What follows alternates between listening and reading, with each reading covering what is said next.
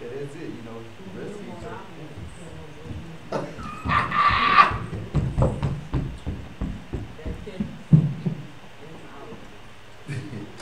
Oh my God. Hmm? 10%. That's yep. What about that? Can you get 10? So why is that? Why we can't get 10?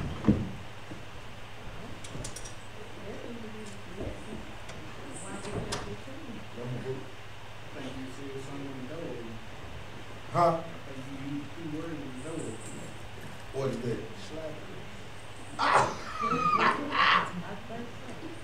So why is that? What is that? What is that about? Why? What is this? What is this misnomer about the church wanting all your money? The Grant said some churches do want all your Some money. churches do. I mean, but see, a lot of people really don't know. You know, especially when you new to church, you see the you see the pastor may pull up in something real nice. You may see him in tailor-made suit. So the first view to the eye is the pastor getting all the money from the church. That's what a lot of people's perspective is. So a lot of people keep their wallets tight and feel like they ain't gonna pay the pastor. You know, I mean, that's some people's perspective. Okay. Some now, not all. There's some. It might be more than some. It might be more than some. So it's amazing that you say that point. So some people don't give because the pastor driving a nice car and he in tailor-made suit. Okay, what about the CEOs of the company that you work for? What they drive? And what they wear? Go ahead. The thing about the church and the pastor is if you don't take care of the man of God, you're not gonna profit nowhere. Period. So, and then the CEO probably driving way better cars than the pastor driving, but you still working for him. Yeah, So, exactly. And what I say to people, and I know Deacon Grant not saying that, but what I say to people that have that thinking, that the pastor has drove up in a nice car and he wears tailor-made suits, it ain't your business what the pastor do with his money after y'all give it to him. Just like it ain't the University of Alabama job, it ain't Goodrich, it ain't the plant, it ain't Mercedes. What you do with your money after you are paid for the services that you do is your business. But when it comes to the church and it comes to the pastor, it's amazing that people have this thought pattern where, oh, the pastor driving nice, and the pastor family, and the first lady driving this, and they wearing this, and all that kind of stuff. But the part that I don't understand, especially about here, at 1761 McFarland Boulevard, I go to work every day. And my mirror tore off on my car. I'm just saying. And I don't, and it been tore off, and it ain't gonna get fixed. Cause I've been to that insurance money did something else. I'm black. I'm from the west side. on camera? Yeah, that's right. That claim so old, they took that off. I went right over there on the west side. The what man name is that fix on the cars over the Hut. Went right over there to the Hut. He gonna tell me astronomical number. I said, nah, bro, don't even worry about it. I'll holler at you. I've been rolling there since. What you finna say, church? We just talking tonight. We having the end of the year discussion. I think that The folks on Facebook, you got questions, just ask, just chime in. We good, David? We on? We live? All right, you put the topic up there. Put up there what we talking about in the script so they'll know. All right, go ahead, church. a lot of Christians worry about if you're doing your part, you're gonna be blessed for doing your 10%. And then if they're not doing what they're supposed to do with it, then that's them and God. So if you not doing your part, then you got to answer to God for that. So I think that's where a lot of people mess up with paying tithes, that they worry about, are they not doing the right thing? But then if you're not doing right, then you're not giving it 10%. So All right. Relationship and commitment. Two key words. That goes together, and then it's a process of trying to get where you need to be. From the 10%, when I came up with the church, it was church Saturday. You know, it was, Yeah. but as we, as I got older, it went to, we started teaching, the churches started teaching about the 10%. That was not taught at first. No. The what? Then we started teaching, and we started, Malachi, Right. bring your tithe to the storehouse. Mm-hmm. But when that was being taught, everybody was not getting on the bandwagon with that. Mm-hmm. So now it's come down to the relationship with the Lord. Are you committed to Him, and do you want to do the right thing? Do you want to pray to get to that point? Okay. Anybody else? Anybody else? Kevin brought up a key point, you know, relationship and commitment. I'm just a proponent of this. You know, and I know what you're saying, Kevin. You know, I grew up in the church like that too. I remember when the deacon used to come to the house to collect. The deacons, what we call them class leaders. Deacon used to come to the house, you know, like you was assigned to a deacon, and they would say, you know, we're gonna pay. They weren't teaching tithing, but they were teaching giving. Yeah. So they would come and they would collect the money.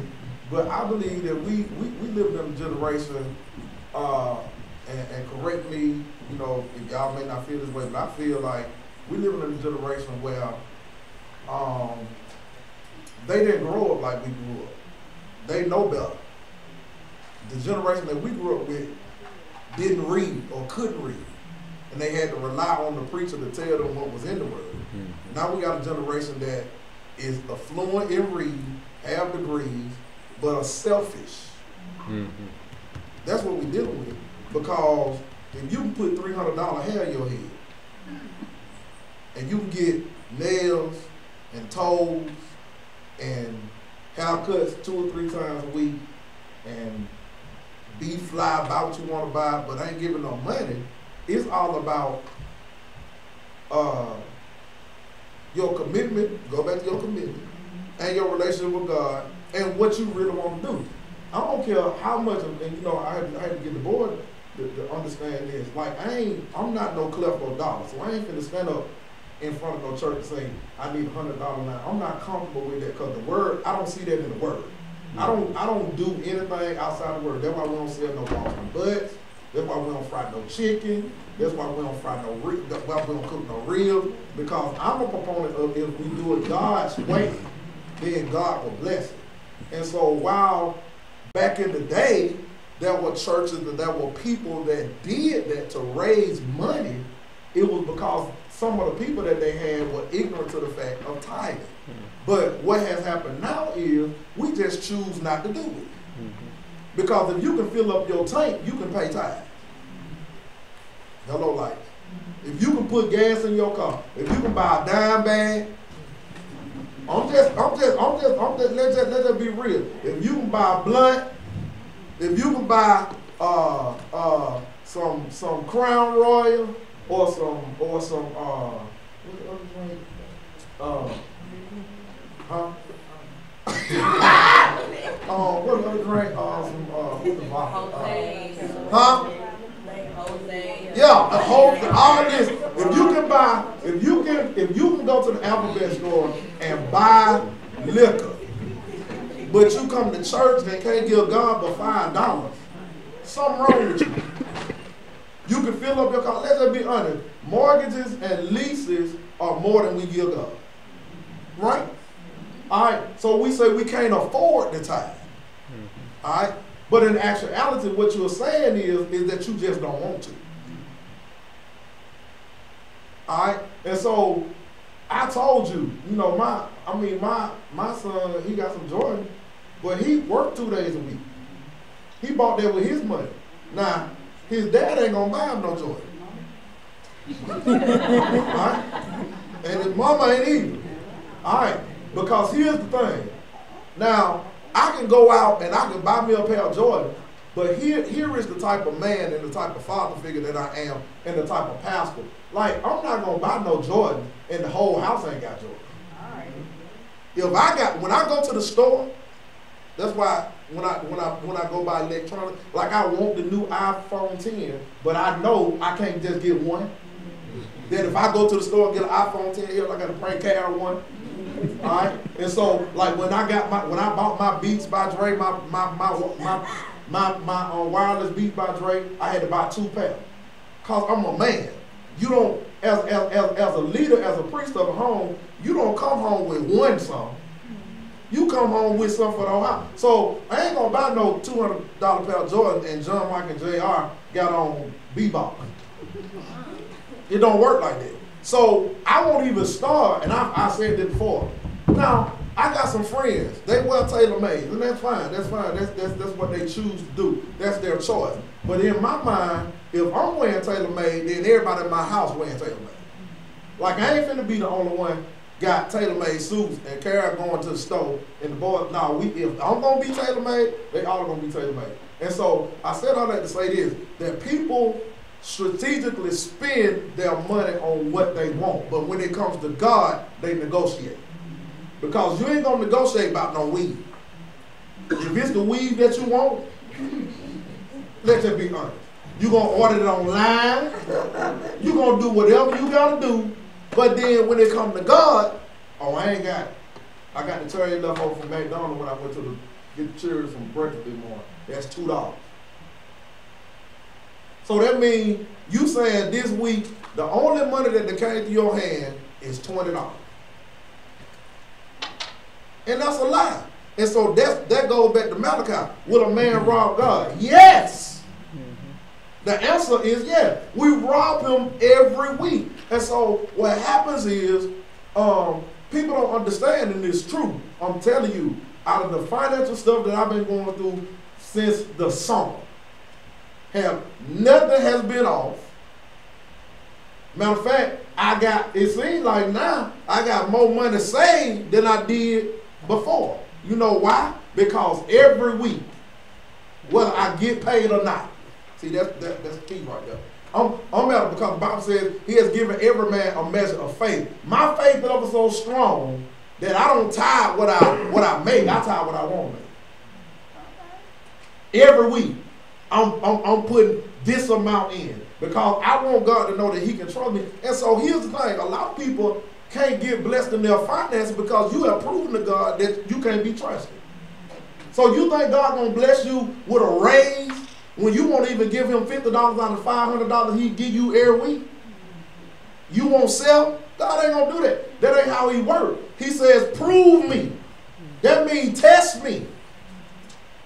And so a lot of people, so what we do is, this generation, we make excuses for why we don't do what we do. And I just gave you a list of things that you do before you give to God. We buy hair, we buy clothes, we go to concerts, we go to this, we go to that. We just show out. Then when it comes to God, we ain't got $2. And so at what point are we going to get the fact, and this is not for this church, this is church universal. The whole thing is, and this is what the church world says, this is what the pastor says. Young folk, you know, back to the word commitment. Young folk are at a point in their life, they want to know what's in it for them. If they ain't getting nothing out the deal, they ain't. I mean, that's just, and I understand that.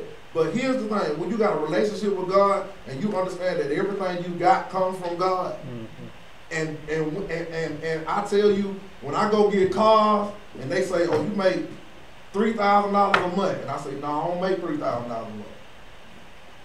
I make $2,700." No, the paper say, "No, I make," because 10% of that belongs to God. I'm bagging that out. Don't even count that, because I'm gonna give God what He so right is the verb. But I had to get to that point, and so people say, "Well, tithing is hard." It's not. It was easy when I was making $100 a week. It was real easy. But when I got up to 1,000, I started scratching my head. Like I was like, I'm gonna get this whole $100. This is a whole $100. I had to talk to myself. I was young. I'm like 20-something, 23 years old. I'm gonna get this whole $100. Nah, I'm gonna break down, I'm gonna get 50 this month and 50 that month until I understood the principle of, back to what DJ was saying, that I ain't giving to the folk in the building. I'm giving to God. And so if I'm giving to God, then I gotta trust God and I gotta take him at his word. Am I making sense? All right. So why does the church want all your money? The church don't want all your money. As church said, we just want 10%.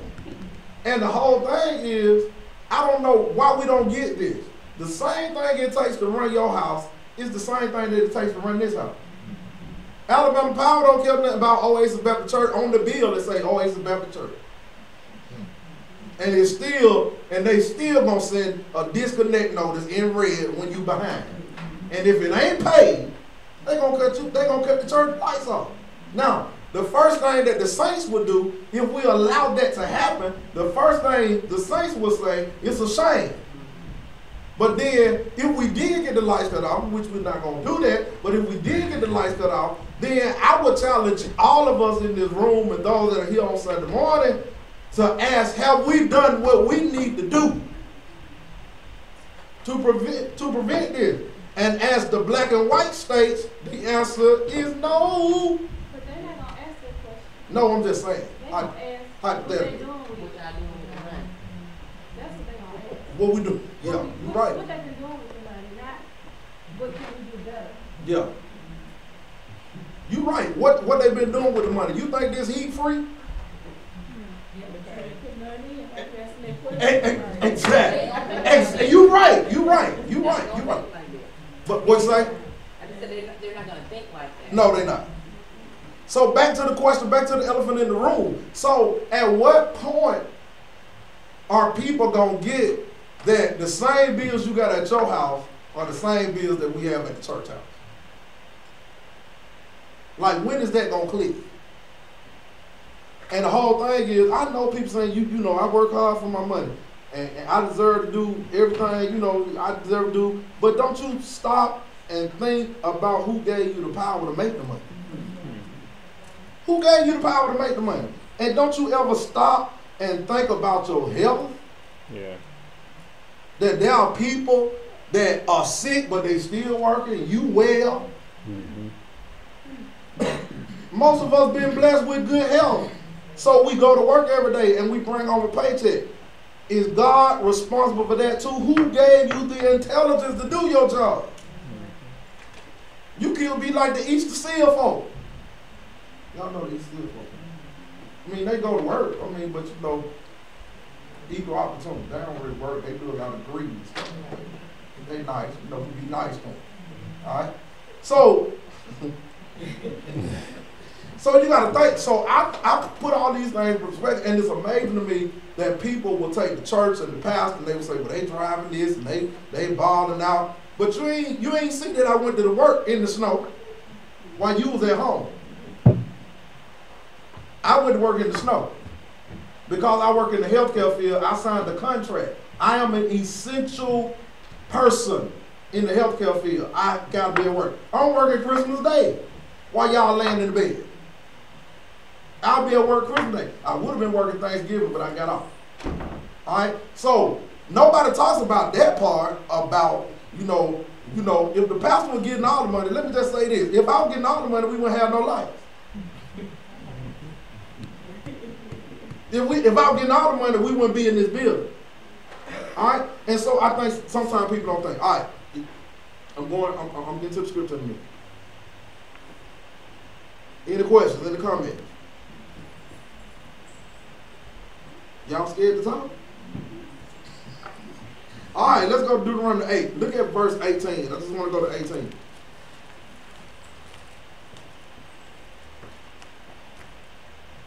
Read verse 18, somebody. And whatever translation you want to read it in. But thou shalt remember the Lord thy God, for it is he that giveth thee power to get wealth, that he may establish his covenant, which he sware unto thy fathers, as it is this day. All right. Somebody read another translation. Somebody got it in the Message Bible. The remember that God, your God, gave you the strength to do all this wealth, so as to confirm the covenant that He promised to your ancestors, as it is today. All right. So the scripture says, "But you shall remember the Lord your God, for He has given you power to make what? Money, wealth." All right. So we can remember the day Jordans come out, but we can't remember to pay our tithe.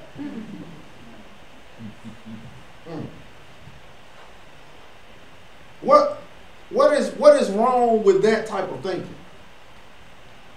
It goes back to the two things that Kevin said: relationship and commitment. Can I tell you something? Can I make an announcement that commitment can't be taught?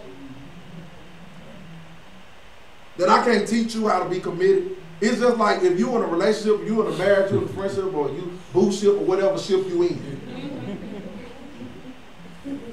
Just because one person is committed don't mean the other person is committed. It's either in them or it ain't. And I don't care how much or how good you treat the other individual, if it's not in their mind to be committed to the relationship, they ain't gonna commit. You can cook every day, you can clean every day, you can pay all the bills, you can wash all the clothes, you can do all this stuff, but if it's not in the other person's mind that you in the relationship with to be committed, ain't nothing you can do about it. So when it comes to God's business, and it comes to our commitment to Him, when He says, "Bring y'all the tithes in the storehouse," and I know y'all hear that, and I'm gonna show y'all some other verses that's dealing with money. You bring the tithes in the storehouse. I want to tell you something. If we really did what we were supposed to do, then DHR and the welfare wouldn't exist. Yeah.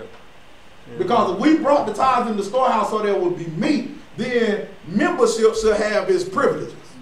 All right. So if we got folk in the house that need food, that need shelter, if we do it the way God say do it, then we will have something in the storehouse to say, "Here, find you somewhere to stay."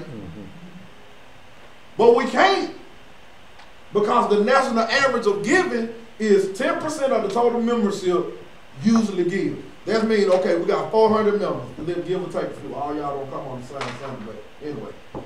That's what we got on the book, 400 people. So out of what? 10% of 400 people is what? We ain't got 40. That's 40, right? That's what y'all said? I ain't no mathematician, I'm preaching. 400, out of 400 members, national statistics say that only 10% are going to give on a consistent basis. Not when you get your income tax. Cause don't God take care? He take care of you before you get your income tax, right? It's that season. It's coming up in Jesus' name. I don't want to see it. I'm gonna tell you myself. All right, any questions before I go forward? So the Bible says He has given you power to make money. God has given you power to make money. That alone should arrest you. Yep. That God has given you the power to make wealth, that He may confirm, the Bible says, His covenant with you. It's about covenant. It ain't about nobody in this room. It ain't about who's seeing what you giving. It's about God. And let's be honest. As Sister Park Andrew just said, I can't go to Nicholas and Shawty house if I ain't contributing and tell them what to do with their money. How you gonna go to the Kerr house and tell them, "Oh, y'all need to pay this first, and you need to, put this back," and you ain't contributing? I remember one time I got so embarrassed. I was a young Christian, maybe 21, and no, I was older than that because I was at Alcina. And pastor, he was, pastor was pastor. And he ain't playing, especially with leadership. And so when we would have church meeting, the secretary would have a table in the middle of the floor. And somebody we got any questions? And they'll say, "Yes, Pastor, I got a question." And they'll raise their hand and he'll look over at the secretary and pull their giving up. And he'll tell them, one time he told one lady, "You can you can talk, but you can only talk $20 worth, because that's all you paid all year. And it was something about the budget. It was something about the money, about what we were trying to do. And so you can't really make decisions on stuff that you ain't even contributed to. Am I making sense? Any questions on that? Y'all let her break. One thing, Yeah. I think you Shauna was teaching that Sunday, and she brought up a point about oftentimes where there's a difference. People think obligation means commitment, and so many times people come to church and they feel like they're obligated, as if they owe God something. Yeah. I mean, you know, if God owed them something, they're doing Him a favor. Yeah. And you know, she was just saying, you know, in that lesson that Sunday was about once you're committed, that means sacrifice. That means voluntary giving. Yeah. Of whatever it is that you're committed to. Yeah. And so many times, you know, people misconstrue being obligated to do something with being committed to doing something. Right. Whether it's for somebody or whether it's for whatever we're in. Yeah. Because let's just be honest, we obligated to pay our bill, but we ain't committed. Anybody committed to Alabama Power? I ain't. I'm obligated because I want to be with lights. I ain't obligated to I'm obligated to Alagasco, but I ain't committed to it. Or well, they ain't Alagasco no more, it's Spot or whatever, Spears or whatever. Yeah. All right, and so that's a great point. It's great. There's a huge difference in being committed to something and being obligated. And maybe a lot of people think they're obligated. Well, no, because if you obligated, you. Well, I tried to help you. All right, anybody got a question before I move forward? I knew y'all wasn't gonna have too much left. Anyway, so understand is that God has blessed us with everything we have for a reason. He has blessed us with everything we have for a reason. Let me say that again. He has blessed us with everything we have for a reason. Here's what I hate. I hate people that use other people. Like, it irks me. Because when people know your heart and they know that you are, you know, you come and tell them a story, you can cry about something and they gonna pull out. But in actuality, I can see one time, but if that same person keeps coming back to you, you got to use your spirit of discernment and know when you're being used. A lot of, well, it's getting prevalent now, a lot of dudes are into that with females. Like, giving them sob story. No, baby, I ain't got no money for no haircut. I ain't no lick my head. What you a dude? Huh? Exactly. Give a razor. Cut it off. No man. Yeah, I mean, you ain't got no man. You know, then you okay, bro, I'm gonna go. I'm gonna do it. And then if you do it one time, you don't think you come back again? Vice versa. Why y'all women laughing? I know some women, their whole aim is to keep a dude broke. That's why they ain't got none. Because that's the anointing that they flow in. If your whole aim is to get all his money, then your motives ain't pure. And so the whole thing is, while God has blessed us with everything we have for a reason, you got to use common sense.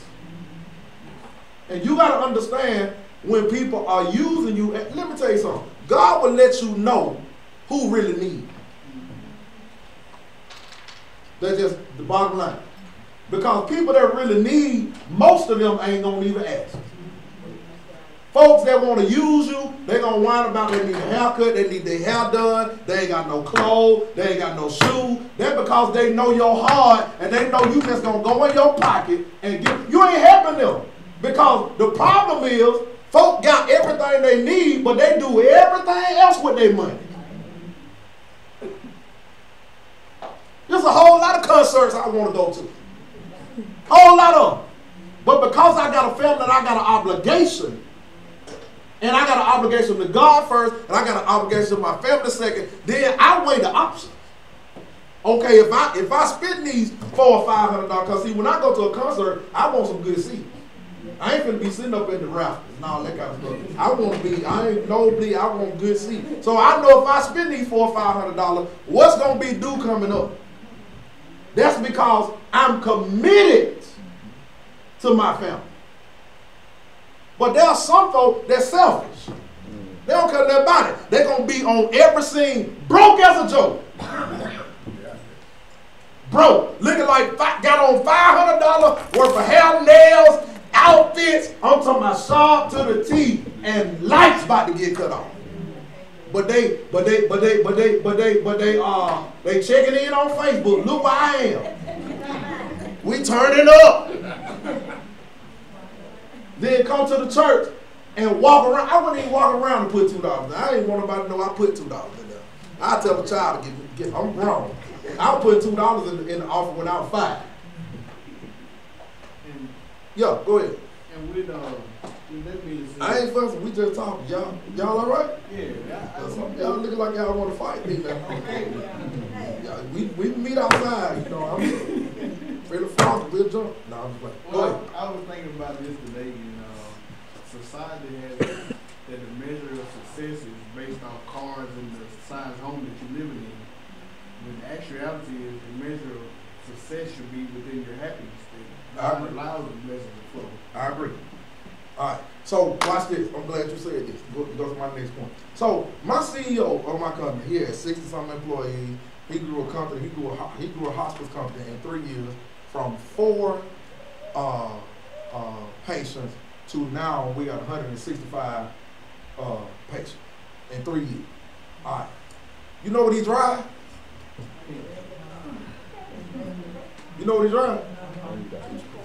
He drive an Expedition like mine. All right, we were talking today because I believe the Lord put me with him for a reason. Because this man got a mind. I'm telling you, he got a mind. He got a business mind. He's a smart man, and we just clicked. A lot of stuff we clicked on. So we were talking today. He get ready to do the budget, and he was like, Jeff, he said, I'm just gonna tell you. He said, man. He said, you know, employees want to say this, he want to say that, and you know, they don't understand what the CEO go through. He was like, man, let me just tell you what the mileage reimbursement was for the month of November. I said, what? I thought he was just gonna say a little number. Now we got 60 employees. He said just for November it was $17,000. So that ain't including our paychecks. I'm like, my God. He said, but you know, if you got good employees, you take care of them, and it all work out in the end. All right. Now, he ain't that religious, but I'm working on it. I mean, he religious, but he just, you know how people are. So I said all that to say this, but this is what he said. He said, man, at the end of the year, I go through everything, I get my accountant to go through everything, and I write one check, 10% of the total gross of my company. And I wanted to ask so bad, can you make that check out to me?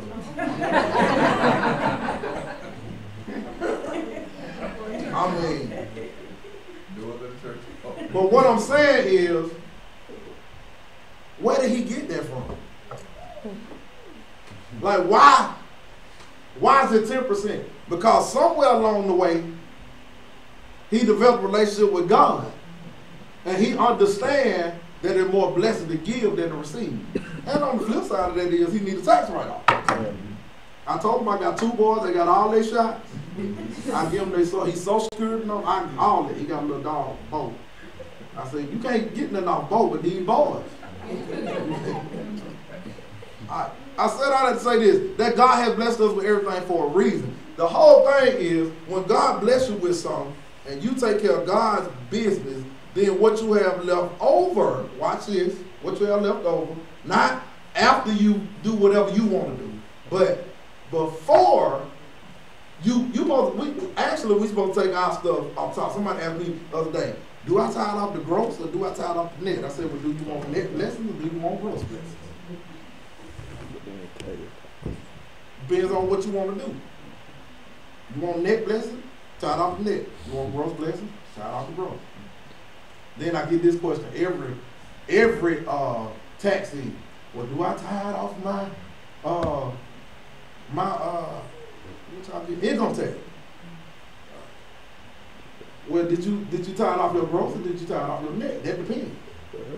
Because if you tithe off your gross, then you have already paid your 10%. And so when you get your income tax, you give God an offering. Then then the question is asked, well, how much should I give in the offering? Okay, good question.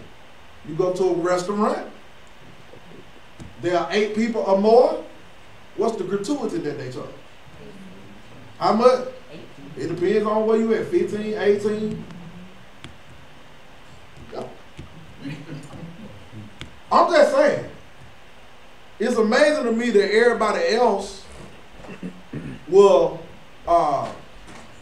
honor good service, and we won't honor a great God. We'll give a rate to 15 to 18%, but won't give God 10. Something wrong with that. So my waitresses know when they wait on me, I ain't giving nobody no more than I give God.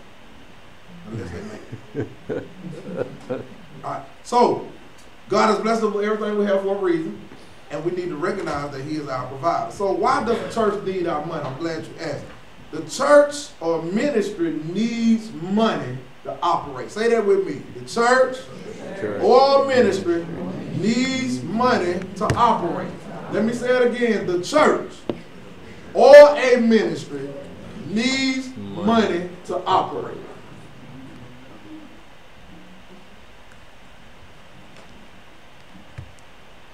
Just like you need an income to pay your electric and water and gas bills, the church needs money to pay its bills too. When you give, you are helping the church care for people in your community, plus you are helping send the gospel around the world. What are we doing tonight? Facebook. We on Wi-Fi. That costs. David using his juice. That costs. That's you got a Mac. That what you got? Yes, sir. I believe God gonna bless me with one. And by when Christmas is? I believe He's on the way in 12 days. So let's see in Jesus' name. P.O. Box 2201 on Facebook. Let God use you. So schools Alabama 35403. So we send the gospel around the world. So that's why your church needs your financial support. And so we good at shouting, but we poor in pain. If we shouted, if we gave like we shouted, okay. When Christians support God's work, they are following the command of God to give. Giving is an act of faith and is an act of obedience to God. Now I want to say, let me say this to those of you that are married. Okay, all right, your spouse tithe, you don't tithe. Because you said, my spouse got it. But if you got some income, you're supposed to give out what you get. Oh, I don't get nothing but a fixed income. My mom on a fixed income. But she tithe. Oh, I'm going somewhere. I'm coming down y'all road. Maybe, just maybe, because you depending on somebody else to do the giving, is the reason that you don't never have that. Remember, in God's kingdom, it's not a family plan. It's an individual plan. When I go before the throne of God, when I go before the judgment seat of Christ, He ain't going to ask me what my wife did. He ain't going to ask me what my children did. He ain't going to ask me what my mama, my daddy, my siblings. He going to talk to me about me. Because I know some folk, they just make sure they spouse put their name on the envelope. But you missing out on your blessing. Because if you can do everything else but tithe, something wrong with your relationship with God. I put in my notes when nobody gonna say that right there. Am I making sense? Yep. Yeah, I'm telling y'all, look too. What is giving? Giving is an act of faith. It's an act of faith, and it's an act of obedience to God. It's an act of faith. It's an act of obedience to God. At times, sometimes I wonder, should I be even giving? I'm just going to be honest. Sometimes I wonder, should I even be giving? Especially to some of these churches. Like, what they doing? Go to a church, they take up the offering, they ain't satisfied. They come back, we need $50 more. Oh, Lord. What? I know the check we bought, and y'all need 50. Y'all ain't gave nothing. We just need 50. No, that ain't how God works. How many times? God didn't take up no 2 or 3 offers. Did he have a $100 line? No. Did he have a $50 line? No. Did he have a $10 line? Not everybody. He went in the temple one day. Him and the boys were watching the offering.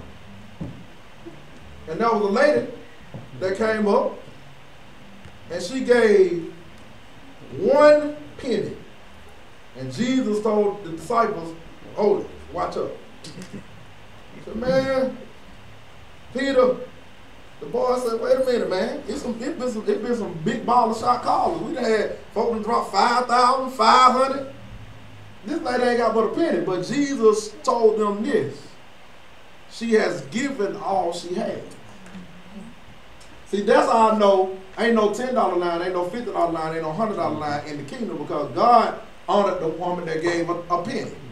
Because she had given what? Out of her heart, and she had given all she had. Now, if you ain't got but $2,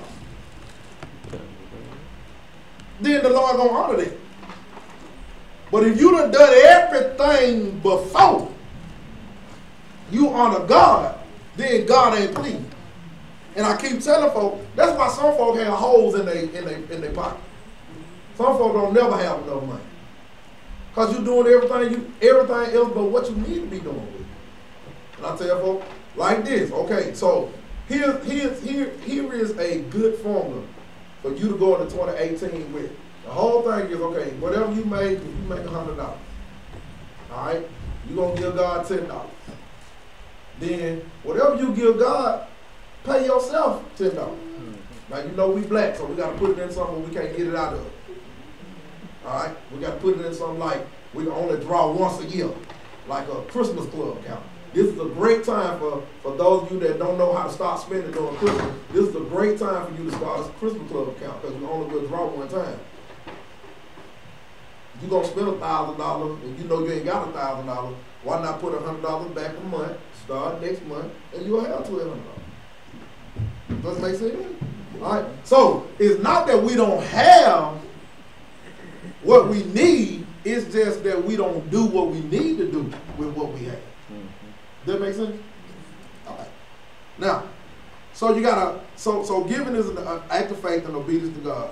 And so, like I told you, at times I wonder, you know, should I even be giving to this cause? I mean, people that I've been preached for folk, and checks done bounced.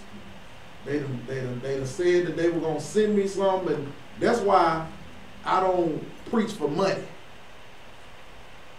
There's a whole lot of folk that gotta have a certain amount. I don't do that. It ain't my gospel. I ain't die for it. So if they give me some, fine. If they don't, that's fine too.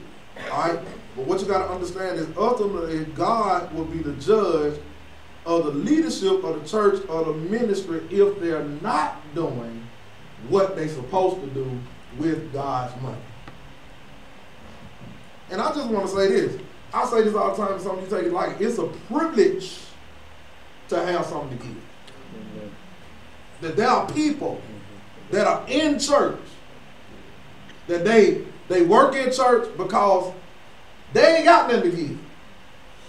I mean, you think about the seniors that hadn't worked on jobs like we worked on, and they get $500 a month. They making it work. You want to know why they blessed? Because they give them $50 to the Lord. It's a shame, and I told somebody this the other day. I said, man, you got to borrow money from your mama that's on disability. Negro, you making $30 an hour. You know why you're doing that? Because you ain't giving God no time. You ain't giving God none of your money. And so you got to depend on your mama who getting a $700 check to give you gas money to get to work. And you making $30 an hour and working overtime. It don't add up. So it's a privilege. It's a privilege. It's a privilege to have something to give. Now, how much should we give? I'm glad you asked. The Old Testament says, when we see a reference to tithe, some people say in the New Testament under the age of grace that we should give even more than 10% tithe of the Old Testament. The real question is, how much do you want to be blessed?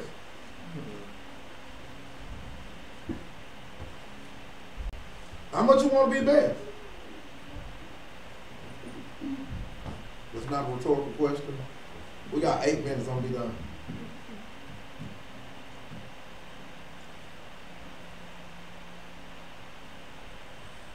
Some people give much more because they know God will bless them for their obedience. They don't give to receive a give to receive type of arrangement. I've seen people give because they're trying to get approved for a house. I'm going to pay my tithe this month. I need Lord to come through for it. That ain't how he work. He don't work. He ain't no slot machine. He ain't no genie. He ain't no bingo. He's in the consistency. Why y'all look like that? All right. It is more like this. Give and trust God to pour out his blessings on your family.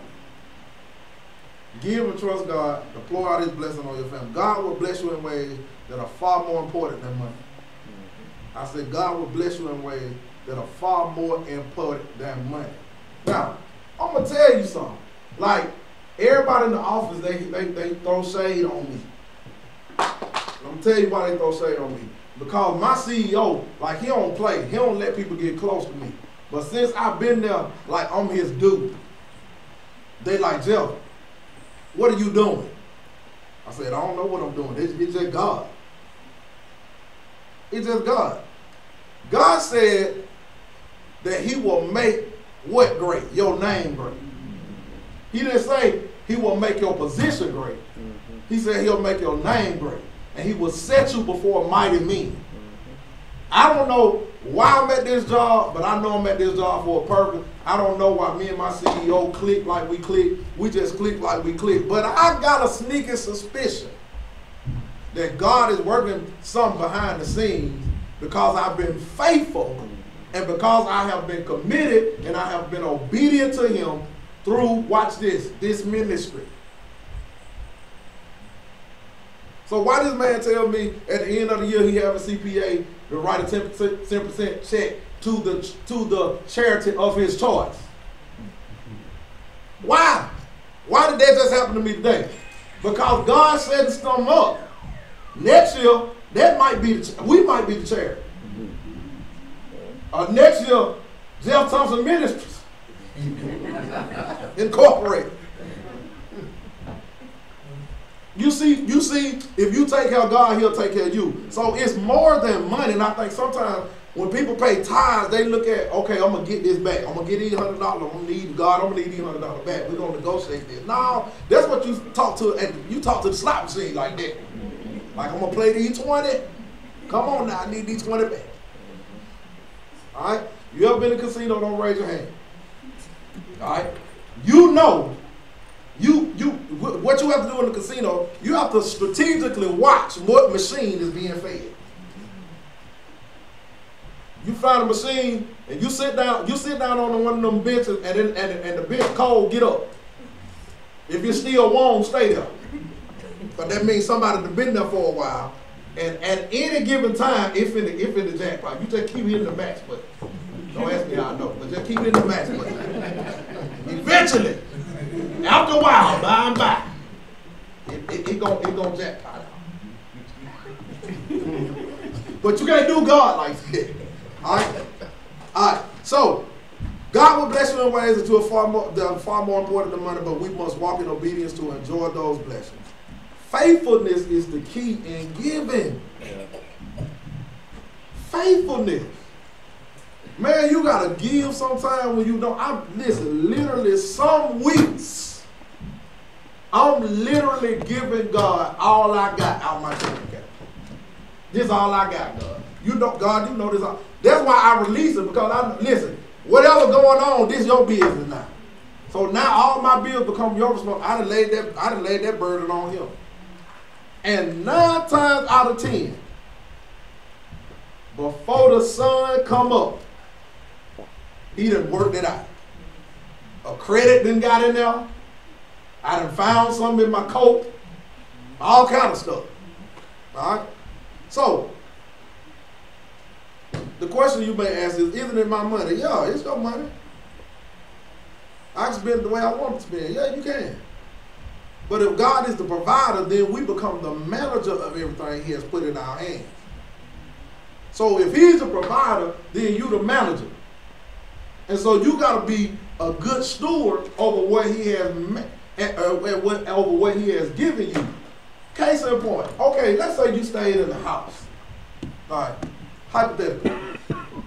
Let's say you stayed in the house and you didn't have to pay no bills. None. But you still received a paycheck. How can you be broke? How can you be broke when you ain't got no bills? I'm talking about none. You ain't got to pay nothing. You can do what you want to do. There's no way that you can be broke, right? Right? Huh? You shouldn't be. All right. So that's what I'm talking about when I say God is the provider. He's the provider. He's provided you everything you need. It's your job to manage what he has given you. The problem is most of us are poor managers. Why? Back to culture. We have let culture dictate what we need to do. Oh, we need to be here, we need to be there, we need to wear this, we need to wear that, and we want to look like we got something. That's what's wrong with black folk. We look like we got something, but we ain't got a damn. And white folk look like they ain't got nothing. And you can be standing next to the CEO. My CEO can afford to wear Gucci and all this, but he don't wear that. He wear plaid shirts. I think he get it from Kmart. I don't even see no wear. I did see him with polo on Thursday. But I mean, he ain't. This man a millionaire. But he just average Joe. He ain't driving no Rolls Royce. He ain't driving no Lamborghini. He could. He don't even have a driver. I know somebody right now in the country. What's this Rolls Royce called? Maybach? What is it? Maybach. He just bought a Maybach. All right?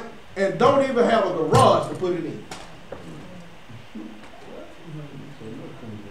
Don't even have a garage to put it in. Ain't even got no carport. I'm just mindset. You got gravel? If I got a $250,000 car, first of all, that ain't the type of car that you drive yourself. That's number one. If I got that type of car, me and my driver, I'm gonna be in the back parlaying. Yeah, I want somebody to see me. I don't want no tent on. Don't put no tent on. I don't want nobody. I want everybody. I don't want nobody to guess who driving it. I want them to see me. That pound right there. Yeah. But the mentality. So back to what I said earlier. So you got a house. You ain't got to pay no bills, and you can't manage. That's what I'm saying. God wakes us up. He touches us with a finger of love. He gives us health. He gives us strength. He gives us everything that we need. And he gives us some of what we want. And we still can't manage what he gives us. All right. So is my money. He put it in our hands. Our job is to use the resources wisely. Use it wisely. A lot of stuff we got, we don't need, man. A lot of stuff. A whole lot of stuff. Think about the stuff that you throw away. Christmas coming up. Some of y'all got Christmas gift from last year that you gonna receive. And go get something, gonna take to a dirty Santa party. You gotta use your resources wisely. Doing so will bless our families and it will provide for God's kingdom. I'm closing with this. When you look at Mark chapter 10, and write this down, you don't have to go there.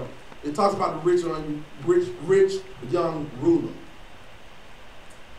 One thing you lack, he says, one thing you lack, go and sell all your possessions and give to the poor, and you will have treasure in heaven, and come follow me. Now, may not ask you to sell everything, but he does want your total commitment. Walter was saying Sunday when Coach was teaching about, he had just bought 2 suits and the Lord told him to get the suits away. And he was arguing with the Lord like, wait a minute, I just got these suits. And he saw a man and the same size suit that he was giving away, that's the same size the man wore. That's how God works. Right? When we walk in disobedience, we miss God's best for our lives. Money is a sensitive topic in the church. Could it be that we feel uncomfortable because we are not walking in obedience without giving? People uncomfortable with it because we know we disobedient in our giving? We don't want to talk about money. It's like a dirty word. It's almost like sin. Sin is a dirty word in the church. Like, we don't want to talk about money. Is it that we that disobedient that we don't want to talk about it, that we ain't? And the whole thing is, I tell people, you gotta quit looking at what other people got, how other people dress. You don't know what them folk got. Yeah, I mean, you don't know what they did to get it. And then here's the thing, if you want to give like I give, don't try to dress like me. Let me show you what I gave. And if you want to be like me for real now, I mean, you want to be, don't just dress like me. Don't get your hair like me. Give like me. Yeah, go ahead. But it's you know, like you said, that money thing, and I think we can all come back to it, whether we want to be honest with ourselves. It's a guilt thing. It's a guilt thing. When we get to discussing money. Because, like you said, of the disobedience and the mismanagement and all these things that we know we have not done with the money and the entitlement that God has given us to do what we're supposed to do. And when we look at it, the guilt sits up, and when you get the guilt, the defense starts to come in. And you start defending everything you do because you know that you're guilty. We're all, you know, so we might as well be honest with ourselves at some point. If we're not there, we've been there. And if we haven't been there, we might be there. However, when you start to get to the point where you have to defend, you're so guilty within yourself that when the discussion comes up, you do everything in your power to justify reason not to do what you're supposed to do. And that's just the part of honesty, and that's where the country comes from. We got any question on that? All right, we done. See y'all later. Yeah. Right.